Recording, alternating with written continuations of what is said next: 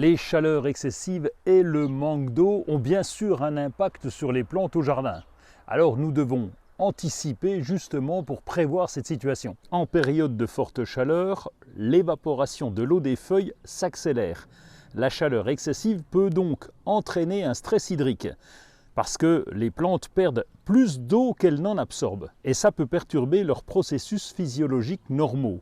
Ça peut réduire la croissance et entraîner des dommages irréversibles, voire la mort de certaines plantes sensibles. Au potager, les légumes ont beaucoup besoin d'eau. Alors comment faire? Voici quelques petits trucs. Vous pouvez d'abord installer un système de récupérateur d'eau. Là on le branche sur les gouttières avec des réservoirs, des tonneaux, des récupérateurs. Vous pouvez ensuite utiliser cette eau pour arroser vos plantes. Ajoutez aussi une couche de paillage organique autour des plants et des arbustes pour aider à retenir l'humidité du sol. Ça va bien sûr réduire l'évaporation de l'eau et ça vous permettra d'arroser moins fréquemment. Optez pour des plantes adaptées au climat de votre région et qui ont des besoins en eau beaucoup moins importants. Les plantes indigènes sont souvent plus résistantes à la sécheresse et nécessitent moins d'arrosage. C'est le cas des vivaces comme le kénopode ou alors une plante annuelle comme la roche.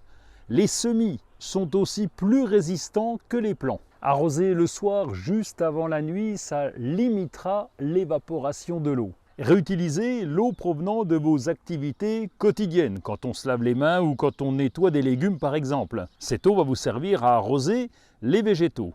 Veillez quand même à utiliser des produits de nettoyage écologiques qui n'endommagent pas les plantes. En automne, améliorez la qualité de votre sol en ajoutant du compost ou de la matière organique. Un sol sain et bien structuré retient mieux l'humidité et permet aux plantes d'absorber l'eau de manière plus efficace. Vous pouvez évidemment installer un système d'irrigation pratique comme les Hoyas ou les embouts à céramique à ajouter sur les bouteilles d'eau. Ces solutions permettent d'économiser l'eau tout en apportant de l'humidité aux racines. Désherber régulièrement puisque les herbes indésirables viennent en concurrence avec les plantes cultivées. Limitez la tonte au maximum en période chaude. Plus l'herbe est haute et plus le gazon résiste à la sécheresse. Surveillez aussi attentivement vos plantes et n'arrosez que lorsque cela est nécessaire. Un excès d'eau peut être aussi dommageable pour les plantes qu'un manque d'eau. Il y a encore bien d'autres solutions pour limiter l'usage de l'eau tout en conservant les plantes. Alors si vous avez des trucs et astuces, c'est le moment de nous les dire.